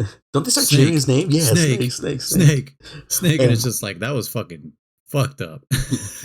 And what's funny is, if it's the dude or the actor, he stays there like just like leaning against the fucking ropes for like the next like 5 minutes worth of scenes, dude. It's funny as hell. He committed if it's the real dude. But yeah, that's when like so we're kind of skipping out on some shit because like there's obviously plot points that you know, like what they don't really matter in this movie, honestly. No, we're only talking about the cool stuff. This tape, I'm confused as to what really was on it. Oh yeah, there's what like was the fucking point? Like some speech or something. Like if we jump to the end, like couldn't the president have just said all this shit? No, why does he need the tape? Thinking, yeah, why would you need the fucking tape? It made no sense. Because that's right. Because he tells him like Snake is like you said I had 24 hours. Like no, you have 23 because the president has to give a speech in 24 hours, so he needs an hour to prep or whatever. You know, I don't know. It was kind of like that's why I was under the impression the president was dead the whole time. You know. Right. That none of that mattered, but no, he was alive. And that's when fucking Brain goes into that room and Romero is there, right? And he's like, hey man, he's like, what does he tell him he wants a tape? What the fuck does he tell him? I don't remember. He tells him, he goes, hey man, I gotta search him. He's like, for what? You know, it's like the Duke said he might, you know, like he might have a cyanide pill. Oh, he's that's like, right. That's cyanide. Right. He's like, and he pulls the classics like, oh, I'll go tell fucking the Duke. You said, he's like, no, it's okay. Like, go for it, you know, like, he's like searching him and shit. And I will admit. Well, no, first he's like, I gotta check something. He's like, why don't you tell me? Mm-hmm. And fucking, and then that's when he tells him the cyanide pill. And then he just lets him in. Like, okay, I guess I'll let you fucking search him instead of me. Oh yeah. And then right as he opens the door, that's where I was kind of sad too. Cause he has Cabby's hat. And he goes, where'd you get the cat? He's like, I traded it to Cabby. And I was like, shit, I hope he didn't kill him because I like Cabby. You know? Cabby. Well, later on, spoilers. Well, no, I mean, at that point, you're like, oh shit, they killed Cabby. That's what I thought. Yeah, that's what I thought. I was like, oh no, poor Cabby. You know, it's like, okay. And again, although Romero was probably a piece of shit and a very probably evil dude. And, I was very sad when he died. Yes, it was sad. It was because he just stabs him with a pretty good sized knife. He's like, oh, just the way and like slowly. It was like it was like when the dude from Saving Private Ryan at the end gets stabbed super slow. Like it was just like, oh god, like god damn. So like, yeah, this guy was an asshole, but he was great. I'm not saying he deserves to die, but yeah, I was like, damn, I did feel bad for him when he died. But I was like, he won't be in the sequel. Yeah, definitely, he ain't making the sequel. And so anyways, like he's like, oh, Mr. President, you know, we gotta get the fuck out of here. Again, you're filling the blanks, guys, because I mean, I'm not gonna quote everything line by line, but then they're trying to get the fuck out because then the Duke finds out like, oh, he escaped and shit, and so everyone starts rushing, you know, to try to. Oh yes, somebody in the ring, like in the stadium, goes like, hey, listen, which was the funny and weirdest way to get everyone's attention because everyone was like, huh? Everyone's over, and they're like, the president's gone.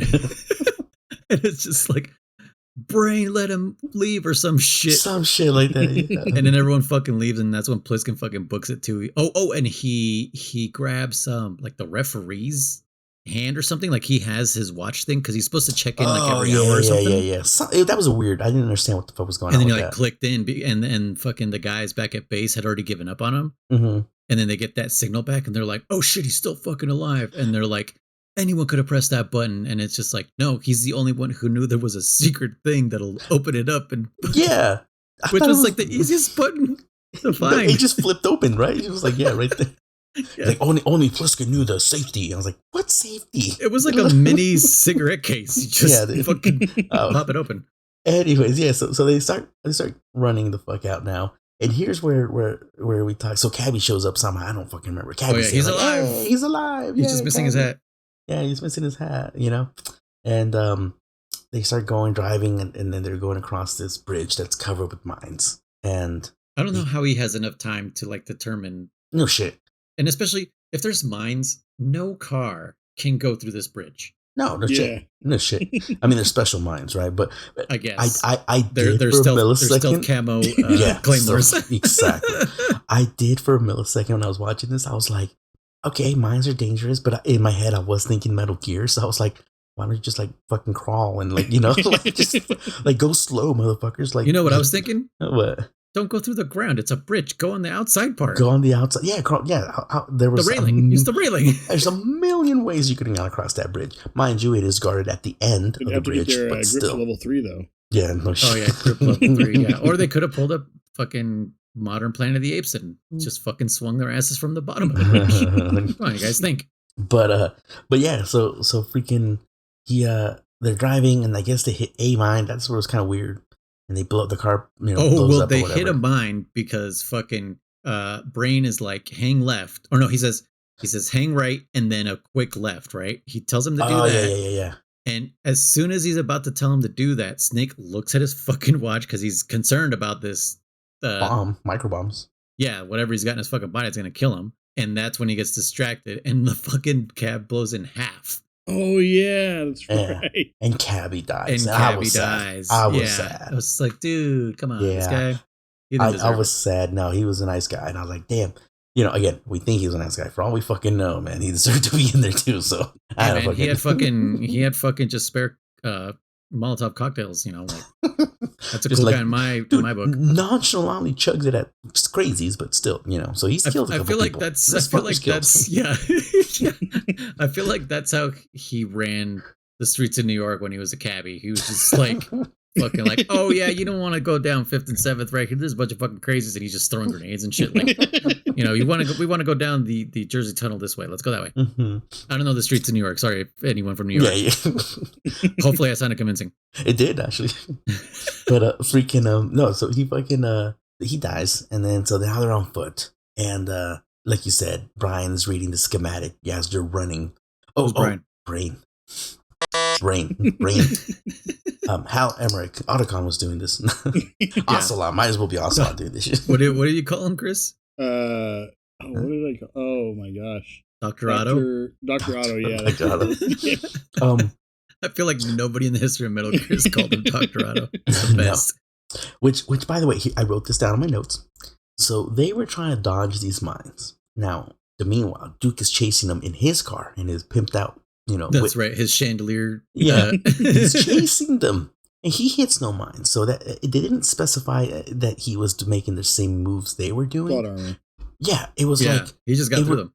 Yeah, it was. No one goes across the bridge to the mines, but the Duke just chases them out of anger, fucking Volgan style. Yeah, Volgan style, and doesn't hit a single mine apparently, right? Volgan style. Yeah, he was just dead set on catching them. Yeah, and so then you know, Brain is all like, he's like, left. I said left, and they went right. He hits a mine, gets blown the fuck up. Yeah, he fucking launches, dude. Oh, he gets launched, dude. That was actually a pretty cool effect, actually. Surprised they actually did it the way they did it, because it looked like it was like a harness just yanked them in the air, dude. It was pretty good. So you know what it is? So I watch Quarter Crew on YouTube every once in a while. You guys should definitely watch it if you never have. Okay. They go behind the scenes with like stuntmen and graphics and stuff like that.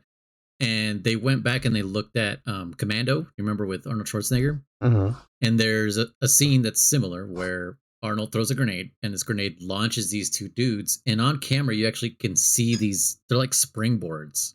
Oh, okay. Do you remember like when you were in PE and they had you do like the springboard thing where you had to like fucking run your ass off and then jump off this mini trampoline, and then that would like launch you up? So these things are kind of the same, but they like really launch you. Like, they fucking really like throw you.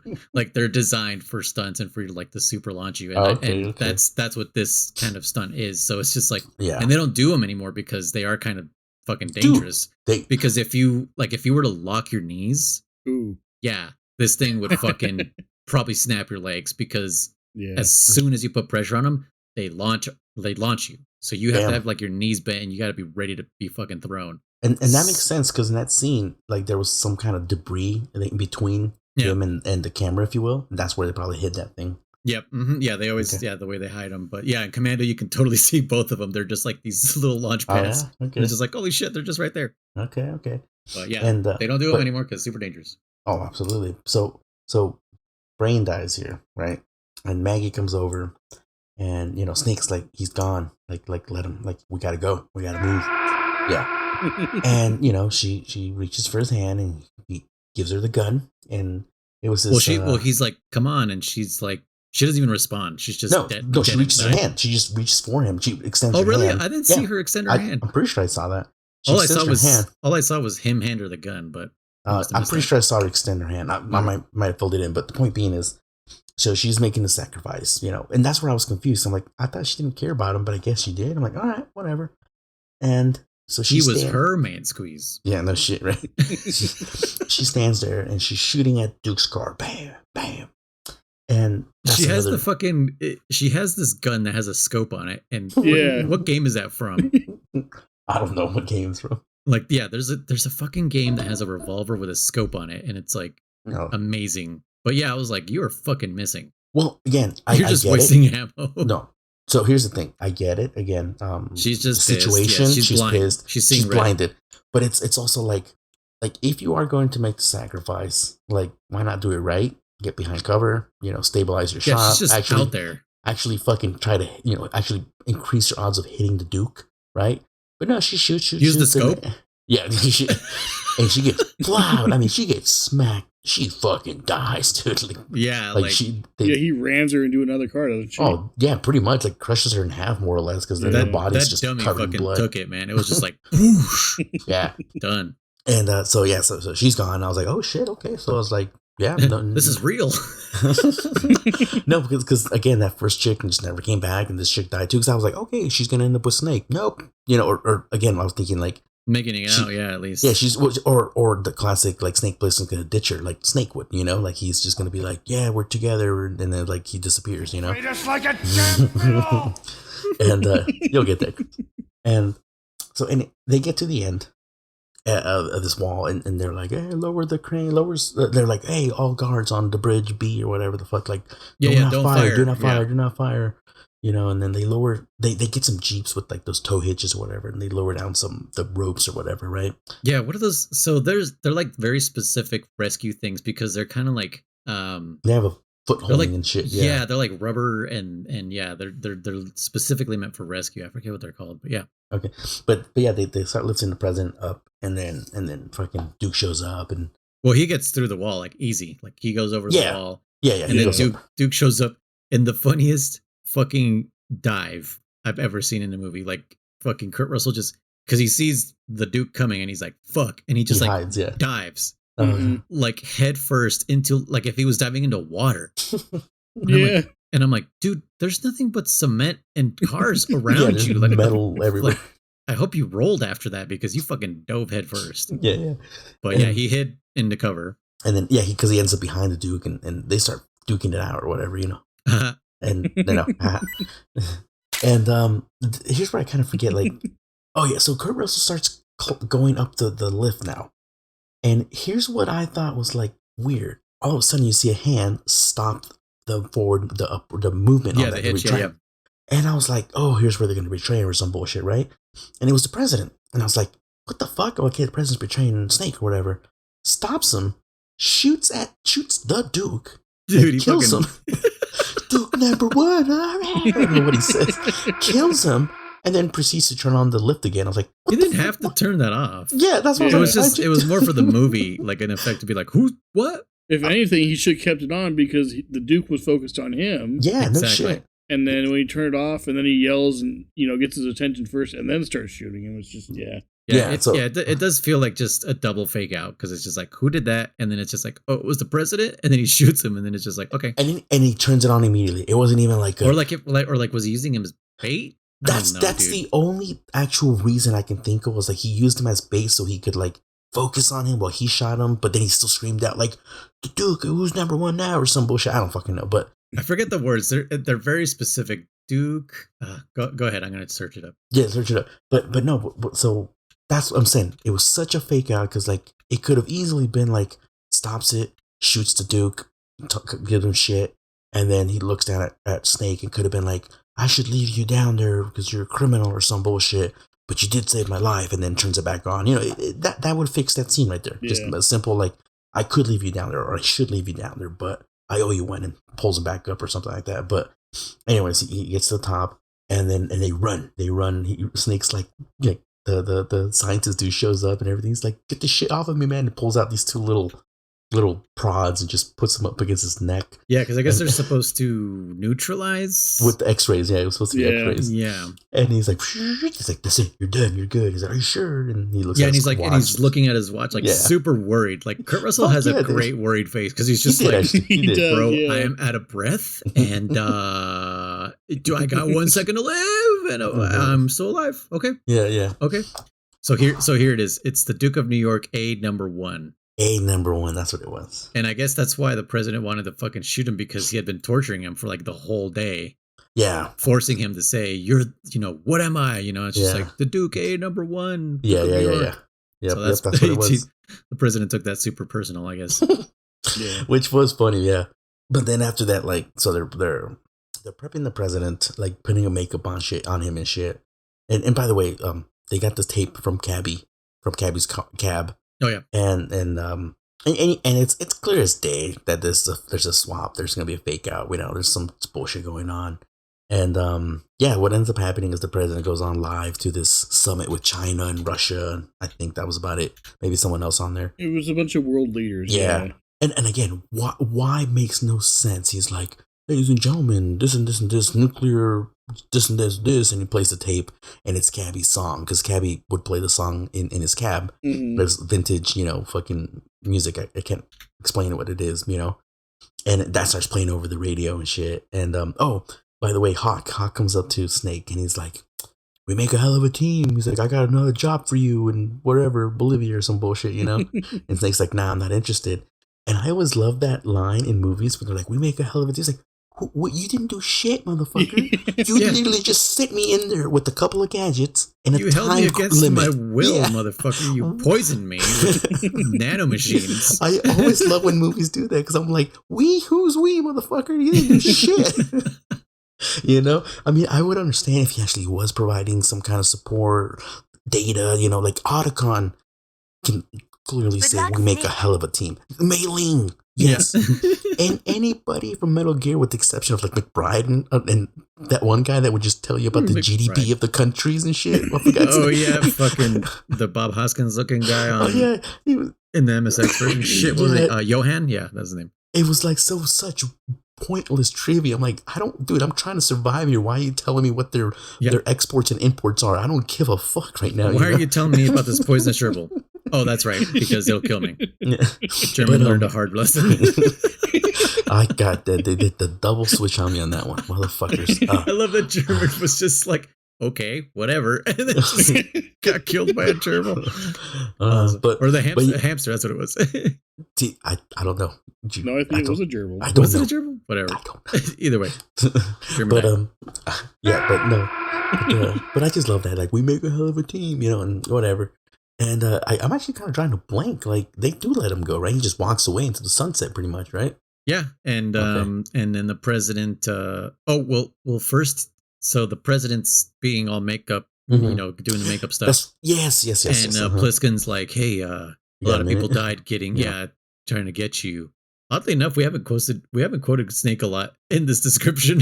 Like, he has a lot of one-liners, and I cannot remember them for the life of me. But yeah, he's like, a lot of people died, to rescue you. Like, just wondering how you feel about that. Mm-hmm. And he gave like the most diplomatic response, like just the most Fox News bullshit. Yeah, and we appreciate their sacrifice. Or something dumb. Yeah, pretty much.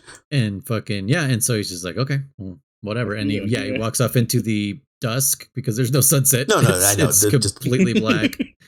And was he given 24 hours? Because there was no sunlight in this. Yeah, he was given 24 hours, but you know what? There's a scene in the movie. There was daylight. Mm-hmm. Yes, there's a scene in the movie where it looks like it's going to be daylight right before the car chase scene, and then it's night again. Yeah. It never turns into day. Nope. So in theory, I think when they were like back at Duke's base of operation, and I think it was technically supposed to be daylight. So you think the day went by while they were there? While they were there. Yeah, because that's the explanation. Because like after the whole train and everything, like you're like, dude, it's been like I can't remember how many hours. Yeah, it's and been a they minute. do say that it's like it's gonna be days soon or some shit like that. Because literally says the Duke was like, we're gonna march out on the bridge, all of us tomorrow at daytime or some shit like that. And I guess that makes sense why the president took that so personally, because he's been torturing them all day. Yeah, more or less. But no, yeah, it definitely jumps from day to night, like in one scene. Yeah, in one scene for sure. But yeah, so he fucks away. He puts in that fucking tape that he gave him, which is just Cabby's music. Yeah, and then he rips up the original tape. Yeah, you just see him pulling all the tape out. Kids, tapes are these plastic things that used to have magnetic strips that held information on there. Data, yep. Yes, magnetic data. And they weren't ones and zeros. It was analog. But just funny because he pulls out all the tape, right? I know we're talking about this, and there is probably someone's like, "What the fuck are you talking about? What tape?" Like, cassette tapes. Google it. Cassette tapes, yeah. Pulls out all the film or the tape again. Kept saying if the tape ever fell out, you could take a number 2 pencil. Yeah, put it back in and roll them back in. Or a screwdriver, but yeah. Well, anything, honestly. You can use your pinky. Had a screwdriver at that time. Oh yeah, your pinky. You use your pinky. You can totally use your pinky. Yeah, it was a lot slower, but yeah, it worked. Wow, that brought me back. And then you would feel like, dude, I can still feel the pain. The little teeth. Man. Yeah, the little teeth in there. Yeah. Oh man, just spending like 30 minutes trying to roll up a fucking piece of tape that got stuck. Fuck. Yeah.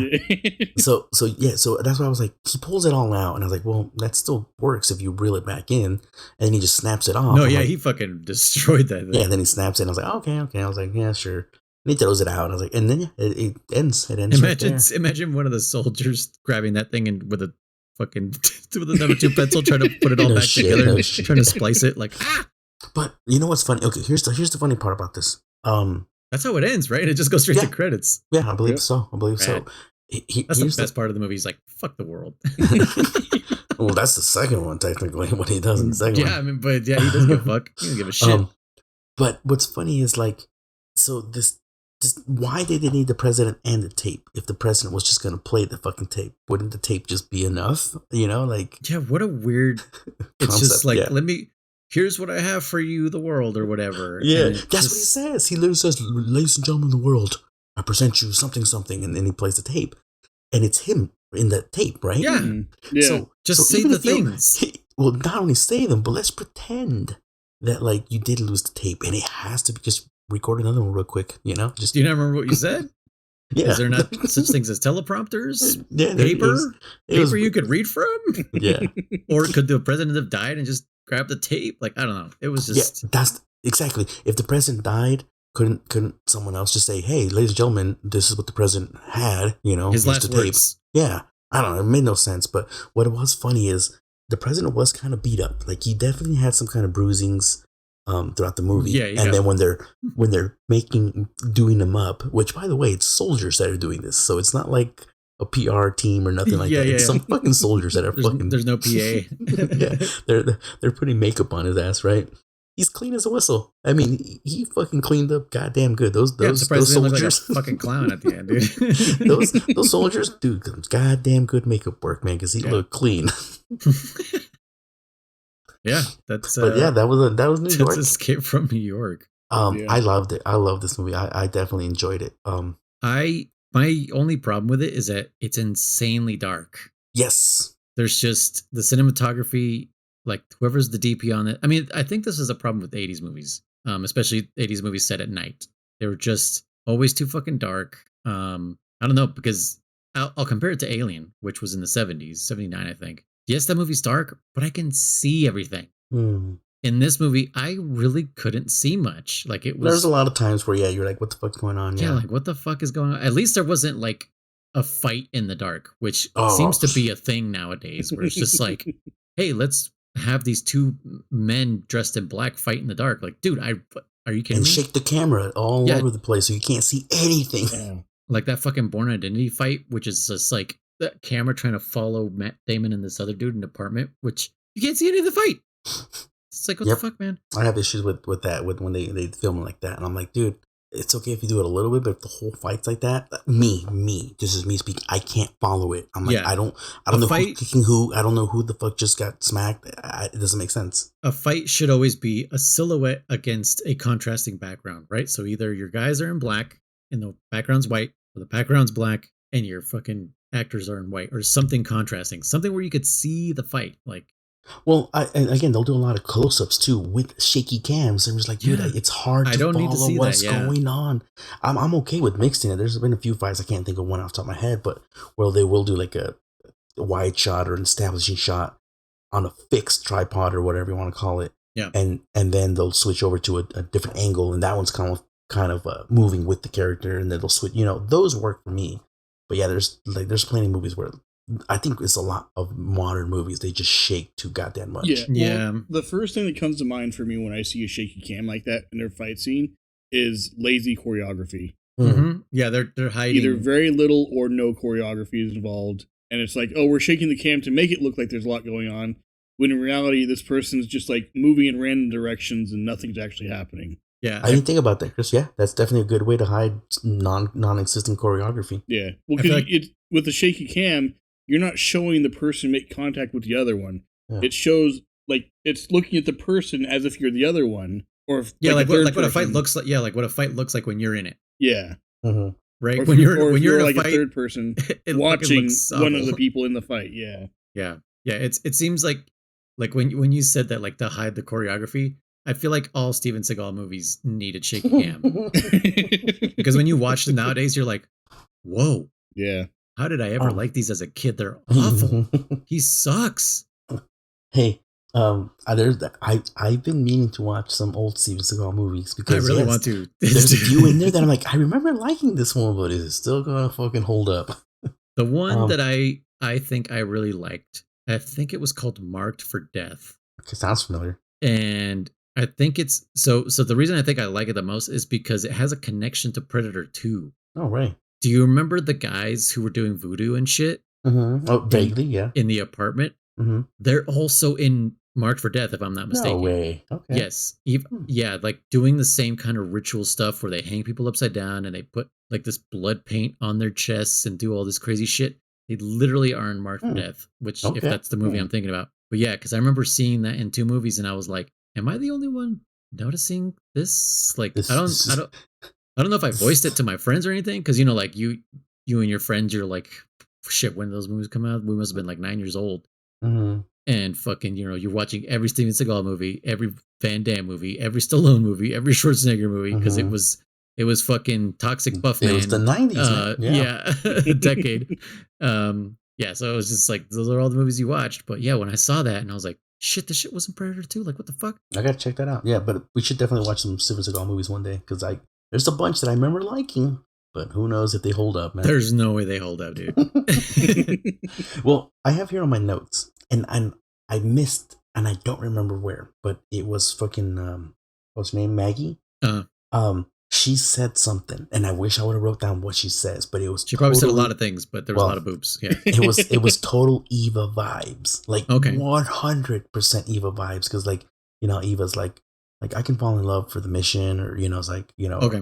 It was something you guys don't remember what it might have been, because it was like she didn't say many things, but it was definitely like focused when like she's very self-aware of her situation, and and she was given to Brain by Duke, so. Yeah, it's not like she I don't think what you're saying, because I don't remember what she said, but what you're saying, it sounds like she doesn't think of herself as less than human, like she's not just a fucking thing to be tossed around, but she knows her situation is just like, well, I'm fucking stuck on this fucking island. She's got to play the hand she was dealt, pretty much. Yeah, and I have to play my role, whatever it is. Yeah, she says, I wish I wrote down the quote, because it was like more along the lines of like, I'm telling you, it was like, I can fall in love if it's part of the mission. It was something like that, like like, well, I gotta gotta do what I gotta do. I don't know, whatever. The point is, I wrote that down, but because I thought she was gonna live. Because when I'm taking these notes, like I'm writing the notes as I'm seeing these parts, and then later on, like, oh, never mind, that didn't happen, because like one of my first fucking notes is like, president's already dead. I'm like, oh, nope, he wasn't. Well, if anyone remembers the line she said, let us know in the comments. Let us know. Yeah. Because like it was like I said, it was prominent. It was there. It wasn't like off to the side. It was a whisper. No, it was right there. She says it. And I was like, damn, that was total Eva. That was Eva. Well, 100%. So, anyways, Yeah. like this movie. I liked it. Okay, good. Yeah. Well, yeah, that's really just my complaint is just it was dark as fuck, and yeah, the cinematography wasn't the best for me. But the overall, yeah, the world's cool. Like the world, yeah. well, they worked. LA, I mean, the world LA, building's good. Yeah, dude, it worked just fine. I mean, again, there's a lot of weird concepts like why was Cabby in there? Did they let people leave? You know, like there's a lot of like how does this society actually function, if you will? Yeah. But yeah, because they never show what the United States looks like now. No. Chris, what do you think? Yeah, I enjoyed it. I agree. There were definitely some plot holes and issues with cinematography, and yeah, having everything shot in the dark like that was not the best idea. But I strictly from an entertainment standpoint, I enjoyed it. It's a fun movie. 100%, 100%. Yeah. If you guys listening haven't seen it and now are interested in watching it, don't go in expecting it to be a 10 out of 10. No, No. It does not hold up. It does not hold up at all. Not. No. But it is fun. It is really fun movie. It's pretty cool. It's one of those movies where it definitely did not age well. No. Like there's they make a lot of they make references to future when they're in the past. Yeah. But none of that stuff like happened or it's not that it doesn't happen. It doesn't make sense. Okay. Yeah. Okay. Like especially with the sequel Escape from LA. Mm-hmm. Yeah. Like there's a lot of things like, oh, this happens in was it like 2014 or something like that, 2012 or 2013. It's set 2013. The movie starts actually the year after this one. It starts in 1998. Yeah. And that president predicts an earthquake that separates LA from California. Mm-hmm. And then they jump to 2013. That was a big Y2K thing. I remember all that stuff. Like, oh, there's going to be a huge earthquake and California's going to fall into the ocean. Yeah, like the San Andreas fault was going to separate LA. Like, yeah. There's even like a, I don't know if you guys ever listen to Tool. They did like Schism and Sober and all those songs. One of my favorite bands of all time. But there's a song where it literally says, because it's the whole song is about LA and how people are shit in LA. Mm-hmm. Like they're self-absorbed, all this other shit. But it just says like, learn to swim, see you down at Arizona Bay. And that's the whole, like that San Andreas fault's going to break off and all that's going to be left is like a little bit of California and then there's going to be fucking just Arizona. Yep. So that's what they call it, like Arizona Bay. But yeah, that's getting into Escape from LA. But yeah, you're right. There's they say a lot of odd things. And now that you mentioned that, like I've been listening to a podcast where they started maybe 5 or 6 years ago, and I've been listening to the entire catalog. If anyone's interested, shout out to, it's called Emulate This. I was looking for a podcast about like retro gaming and emulation, and I found these guys, and they're fucking hilarious. It's 4 dudes about our age, just the things they're talking about. I'm at a point, I'm literally at the point where one of the dudes is anticipating the release of Cyberpunk, and they had just delayed it for the final time. Like he thinks they're going to delay it again, but they're at the part where they delayed it for the final time for December 2020. I'm just like, I feel so bad for this guy because he's so excited, and it's just like, and we know from the future. It's just like, oh my god, this game is not ready. This guy is like, he's kind of like me, where not like everything makes him angry, but it's like the way he expresses himself is super angry. Like he's not like that in public. Like he doesn't yell at retail workers or anything like that. Yeah. But in his head, he's like, I am yelling at this retail worker, and that's how like I am. And I'm like, I can feel this guy's like just anger. And I'm like, oh my God, dude. Like, I can't wait for the next episode when fucking it releases and it's like, it doesn't run on consoles. I was gonna say, it doesn't run on modern consoles. Is he buying it on a console? Yeah, he got dude, the story I just heard him say, this is way off topic, but the story I heard him just talk about is that he pre-ordered an Xbox Series X, and the whole pre-order process is getting fucked up on him. And on his phone, it tells him that his verification is not good with Best Buy.